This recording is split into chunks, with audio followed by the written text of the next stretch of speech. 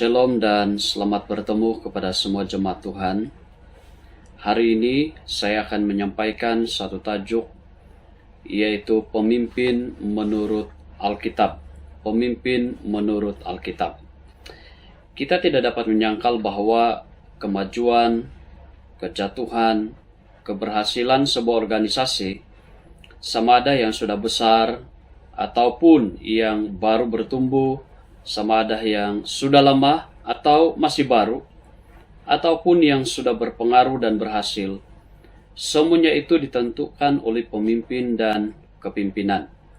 Jadi pemimpin dan kepimpinan dua hal yang sangat penting, dan ia memiliki satu hubungan yang sangat erat, meskipun kedua hal ini berbeza. Pemimpin itu adalah orang, sedangkan kepimpinan itu adalah gaya seseorang dalam melaksanakan tanggung jawabnya sebagai seorang pemimpin. Nah, sikap seseorang terhadap pemimpin gereja ditentukan oleh perspektifnya terhadap pemimpin gereja itu. Demikian juga sikap pemimpin gereja terhadap jabatannya sendiri sebagai seorang pemimpin juga ditentukan oleh perspektifnya terhadap jabatan tersebut. Ada berbagai elemen yang membentuk perspektif seseorang. Antaranya adalah pendidikan Alkitab. Jadi semakin kita memahami status pemimpin dan kepemimpinan menurut Alkitab, maka semakin kita dapat melaksanakan tanggung jawab kita masing-masing sebagaimana yang Tuhan kehendaki. Jadi di sini melalui tajuk yang saya mau sampaikan ini merupakan salah satu daripada elemen yang membentuk perspektif kita, dengan harapan supaya setelah kita mengetahui apa kata Alkitab terhadap siapa pemimpin, maka ini akan membentuk sikap kita yang benar terhadap pemimpin dan terhadap jabatan sebagai seorang pemimpin. Sebelum itu saya mau sampaikan ada konsep yang tidak alkitabiah tentang siapa pemimpin. Konsep ini begitu populer, dan inilah yang telah dilaung-laungkan dan digunakan oleh pemimpin-pemimpin sekuler, dan kemudian mulai secara perlahan-lahan masuk ke dalam cara berpikir jemaat, sehingga mempengaruhi dalam soal pemilihan pemimpin di dalam gereja. Antara konsep ini adalah mereka berkata bahwa pemimpin itu adalah seorang yang berpendidikan, seorang yang berpengaruh, seorang yang kaya, seorang yang berpengalaman, bahkan terlatih dan memiliki banyak kelebihan. Termasuklah ada potensi sebagai seorang pemimpin.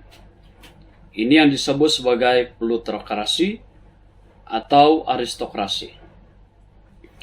Konsep ini tidak sepenuhnya salah, tetapi boleh sepenuhnya salah jika kita menjadikan konsep ini sebagai satu-satunya konsep dalam kita memilih pemimpin di dalam gereja.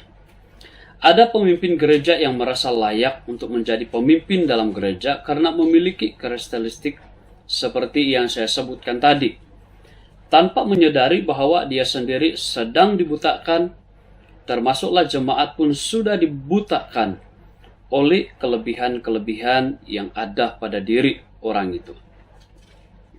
Sikap ini melahirkan pemimpin yang sombong, suka menjanjikan keberhasilan karena kemampuan yang ada pada mereka.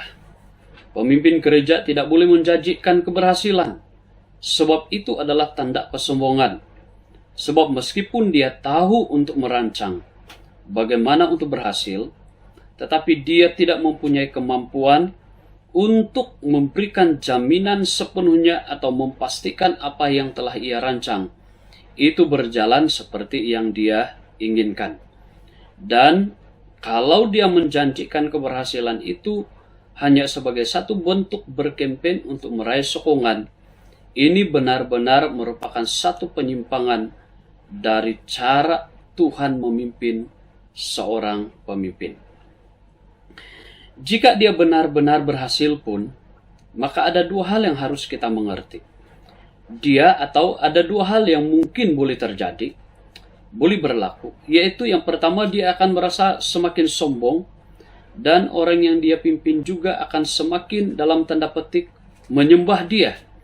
Dia akan semakin kuat oleh sokongan orang-orang yang ada di sekitar karena keyakinan mereka terhadapnya, karena dia telah berhasil, sehingga orang ini sendiri pun tidak menyadari bahwa dia sedang sombong karena ia telah menerima sokongan dari banyak orang.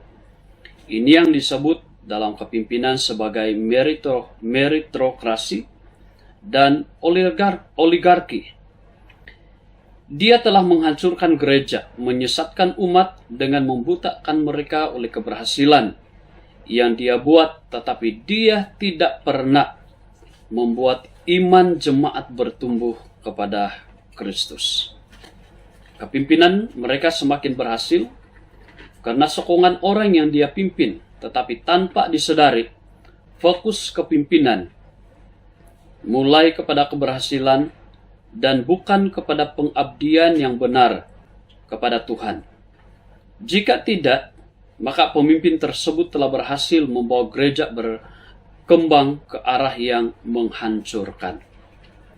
Mungkin dia tidak menyadari hal ini karena dia sendiri telah terbuai oleh keberhasilan yang telah dan sedang dia capai pada saat ini. Seorang pemimpin yang benar memiliki keyakinan bahwa Tuhan melebihi segala-galanya, dan keyakinannya terhadap Tuhan itu melebihi keyakinannya terhadap diri sendiri. Dia yakin karena kemampuan Tuhan dan bukan oleh keyakinan-keyakinan yang berasal pada kelebihan-kelebihan dan kemampuan pada dirinya. Baik, sekarang kita akan melihat pemimpin menurut Alkitab. Pemimpin gereja adalah orang yang dipilih dan dipanggil oleh Tuhan untuk menjadi alat kepimpinan Tuhan di dunia ini. Dia menerima otoriti dari firman, kemudian ia diperlengkapi oleh karunia Roh Kudus, sehingga dimampukan untuk melaksanakan tugasnya, yakni menuntun umat Tuhan demi terlaksananya kehendak Tuhan di antara umatnya dan yang berdampak pada lingkungan sosial dan kepada dunia ini secara umum.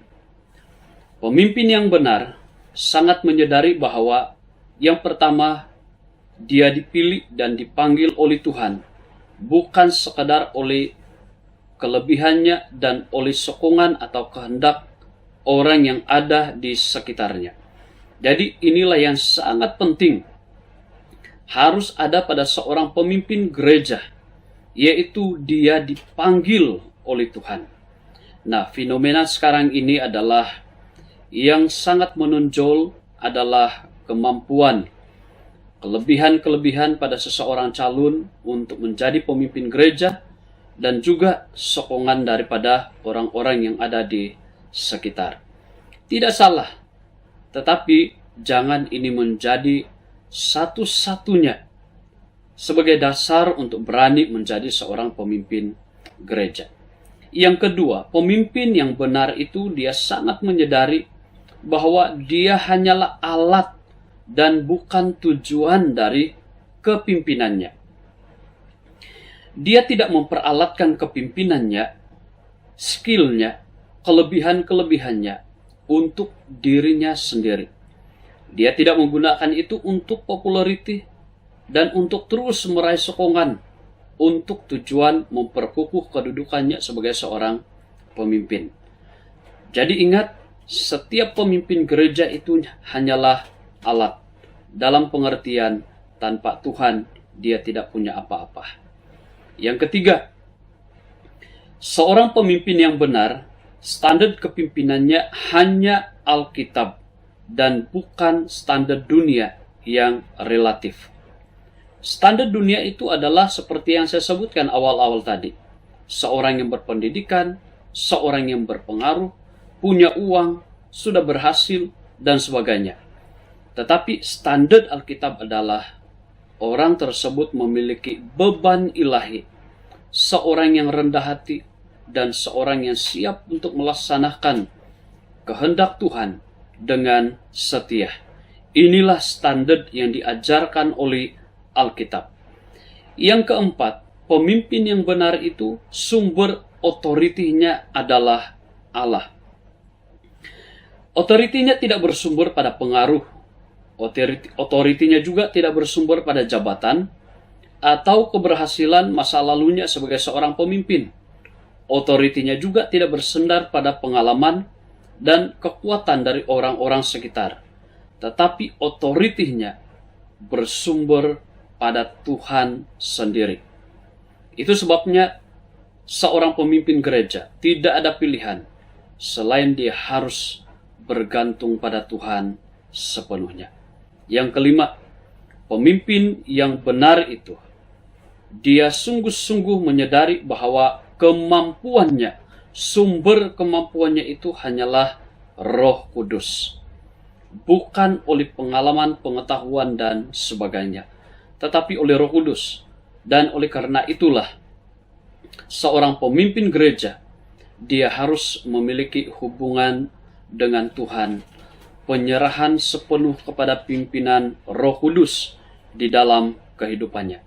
Ingat, pendidikan, pengalaman, dan sebagainya boleh saja menyesatkan kesadaran seseorang sehingga dia mulai tidak lagi bergantung pada Tuhan, tidak lagi bergantung pada Roh Kudus. Yang berikut, pemimpin yang benar itu menyadari bahwa tujuannya untuk memimpin hanyalah melaksanakan kehendak Tuhan di tengah-tengah umat. Jadi ingat, tujuannya memimpin hanyalah untuk melaksanakan kehendak Tuhan di tengah-tengah umat. Dia menyadari bahwa dia menjadi pemimpin gereja bukan untuk melaksanakan visinya. Ingat, dia bukan melaksanakan visinya, tapi dia sedang melaksanakan visi Tuhan. Seorang pemimpin gereja, dia tidak boleh berkata, oh ini visi saya, tetapi dia akan berkata, ini visi Tuhan. Maka dia melaksanakan itu, dan setiap kali dia minta pimpinan Tuhan untuk melakukan apa yang harus dirancang untuk ke depan, dia sangat bergantung pada Tuhan. Mintalah visi dari Tuhan dan laksanakan itu dengan sungguh-sungguh, dan jangan pernah mengaku bahwa visi itu adalah visimu, sebab visi itu adalah visi Tuhan. Seorang pemimpin gereja, dia sangat menyadari dia melaksanakan hanya agenda Tuhan, bukan agenda pribadi. Jika ini adalah karakteristik dari pemimpin gereja, maka dia pasti akan terus berkembang dan bersifat dinamik karena ia dimotivasi terus dan dibimbing terus oleh Roh Kudus dan firman. Konsep yang tidak alkitabiah dalam memilih pemimpin. Yang pertama itu adalah karena inginkan kemajuan materi atau inginkan kemajuan program, termasuklah penambahan kuantiti jemaat. Tujuan utama kita memilih pemimpin gereja adalah agar umat mengenal kehendak Allah, mempermuliakan Allah, dan bukan untuk memajukan fasiliti, materi, atau menyibukkan diri dengan program-program. Kuantiti jemaat bukanlah tujuan dari pemilihan pemimpin gereja, sebab penambahan jemaat itu adalah hasil atau akibat dari kualiti hidup kita. Jadi ingat, penambahan jemaat atau kuantiti jemaat bukan tujuan, tetapi akibat dari kesungguhan kita untuk melayani Tuhan. Karena itu, jangan pernah menjadikan penambahan jemaat sebagai tujuan kepimpinan. Itu adalah akibat dari kepimpinan yang sesuai dengan kehendak Tuhan. Jika tidak, jika kita terus-menerus menjadikan penambahan jemaat sebagai tujuan di dalam kepimpinan, maka kita tanpa sadar sedang mengumpul orang-orang yang bermasalah dalam gereja karena mereka tidak pernah mengalami pertobatan. Dan jangan heran jika gereja itu akan berakhir dengan cepat. Karena itu, ingat, kita dipanggil oleh Tuhan untuk melaksanakan agenda Tuhan, bukan untuk hal-hal yang lain. Kemajuan materi termasuk program dan kuantiti jemaat itu juga penting, tetapi bukanlah yang terpenting. Oke? Sehingga jangan utamakan, jangan prioritaskan yang tidak seharusnya menjadi suatu keutamaan. Nah, konsep yang tidak alkitabiah juga, yang kedua dalam hal pemimpin gereja adalah kita memilih seseorang karena ingin menyingkirkan seseorang. Maksud saya di sini adalah kita mencalonkan seseorang pemimpin untuk menjadi ketua dalam gereja dengan tujuan hanya ingin menyingkirkan seseorang, menggantikan seseorang karena kita membenci dia. Motif seperti ini penuh dengan kepentingan diri dan inginkan orang lain dihancurkan. Ini bukanlah tujuan dalam memilih pemimpin gereja menurut perspektif Alkitab. Yang ketiga adalah ini merupakan satu konsep yang tidak alkitabiah dalam soal memilih pemimpin. Jangan memilih pemimpin gereja karena memperalatkan pemimpin dalam mencapai kehendak pribadi. Sikap ini membuat kita sedang merosakkan orang lain, gereja, dan diri sendiri. Jadi, biarlah kita menyokong seseorang menjadi pemimpin, karena dari hati kita yang murni ingin melayani, ingin mengasihi Tuhan. Dan bukan untuk kepentingan diri kita sendiri, supaya kita nanti akan menjadi salah satu dari pemimpin yang akan dipilih dalam gereja. Nah, pemimpin dan visi. Sudah saya katakan tadi bahwa seorang pemimpin harus bervisi. Tetapi ingat, visi yang ada pada pemimpin gereja bukanlah karena visinya secara pribadi, tetapi karena visi daripada Allah. Ada beberapa hal yang sangat penting untuk kita ketahui, karena ini berhubungan dengan pribadi sebagai seorang pemimpin. Yaitu seorang pemimpin, dia harus memikirkan bahwa dia harus memiliki visi, bahwa visinya itu bukan untuk pertama-tama, bukan untuk berhasil, tetapi untuk setia. Inilah pemimpin gereja. Inilah pemimpin yang disampaikan oleh Alkitab kepada kita. Seorang pemimpin gereja adalah dia tidak tergiur dengan keberhasilan, tetapi dia akan bersemangat untuk setia kepada Tuhan. Keberhasilan yang benar adalah apabila pemimpin itu setia kepada Tuhan, bukan pada keberhasilan. Kalau kita melihat kepada beberapa nabi di dalam Alkitab, sebagai contoh Nabi Hosea sendiri, kalau kita melihat dari perspektif keberhasilan, Nabi Hosea tidak berhasil, sebab dia tidak, dalam catatan, dia tidak membuat orang bertobat. Kelihatan dia gagal, tetapi dia benar-benar seorang yang setia dalam melaksanakan perintah-perintah Tuhan. Dan inilah keberhasilan seorang pemimpin yang sesungguhnya, yaitu apabila dia setia pada Tuhan.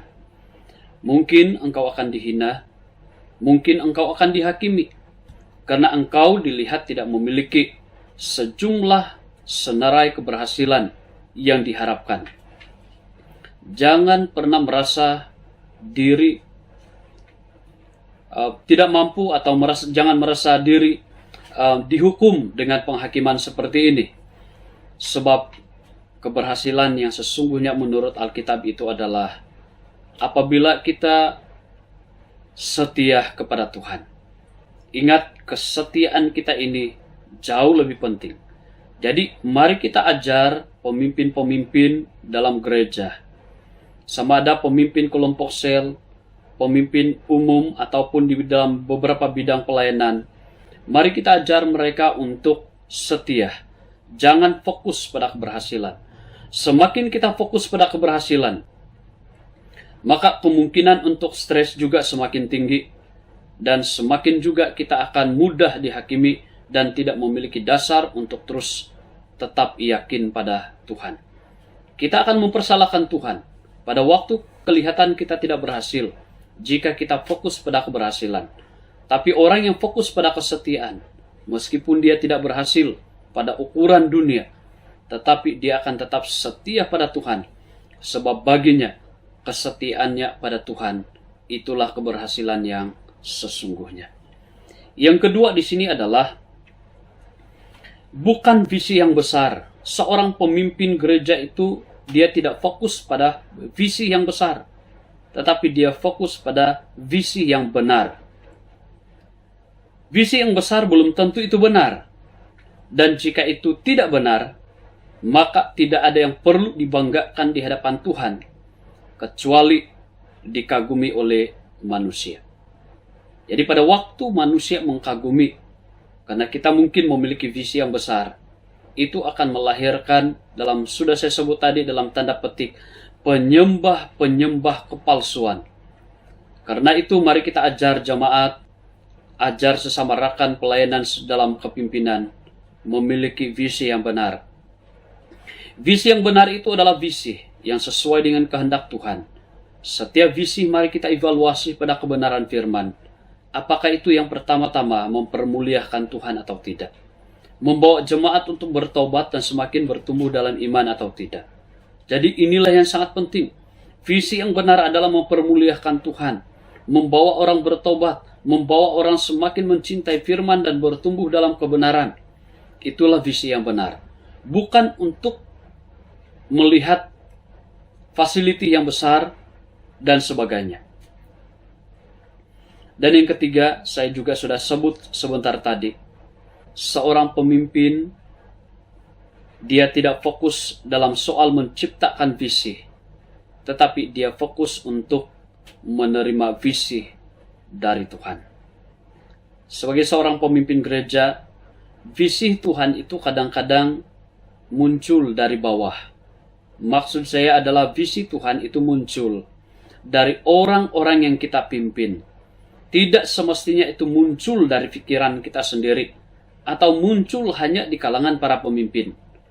Tapi kadang-kadang Tuhan pakai orang bawah untuk menyampaikan visinya untuk diterima dan ditanggapi oleh seorang pemimpin gereja. Karena itu seorang pemimpin gereja haruslah bersedia untuk menerima visi dari Tuhan melalui orang-orang yang dia pimpin. Sama seperti Musa, pada waktu bapak mertuanya memberikan suatu peringatan untuk dia, maka dia menerima itu dengan rendah hati. Jadi sebagai seorang pemimpin gereja, dia harus bersedia untuk menerima visi Tuhan dari manapun saluran yang Tuhan gerakan untuk menyampaikan itu. Visi gereja sudah ditentukan oleh pemilik gereja sendiri, yaitu Allah sendiri. Maka pemimpin gereja tidak boleh menyebut apa yang dia sedang lakukan itu adalah visinya secara pribadi. Sepatutnya apa yang dia sebut sebagai visi itu sebenarnya adalah visi Allah yang sedang dia kerjakan di tengah-tengah umat. Inilah pemimpin gereja. Perspektif inilah yang harus kita miliki. Karena itu, menyadari beberapa hal yang saya sudah sampaikan ini membuat kita sebagai seorang pemimpin gereja benar-benar bergantung pada Tuhan, dan benar-benar kita tidak memiliki alasan untuk bersikap sombong di hadapan Tuhan. Jadi mari kita sebagai pemimpin gereja layani Tuhan sungguh-sungguh. Jadilah sebagai seorang pemimpin yang dipimpin oleh Tuhan. Ada perbedaan pemimpin gereja dan pemimpin yang dipimpin Tuhan. Banyak orang yang menjadi pemimpin gereja tetapi tidak dipimpin oleh Tuhan. Pemimpin yang dipimpin oleh Tuhan adalah pemimpin yang mengikuti semua yang saya sudah sampaikan tadi. karena inilah perspektif Alkitab tentang siapa pemimpin di hadapan Tuhan. Meskipun masih banyak sebenarnya kriteria atau ciri dari seorang pemimpin menurut perspektif Alkitab, tapi dalam kesempatan ini hanya sampai di sini yang saya boleh sampaikan. Terima kasih untuk perkongsian ini. Tuhan Yesus memberkati.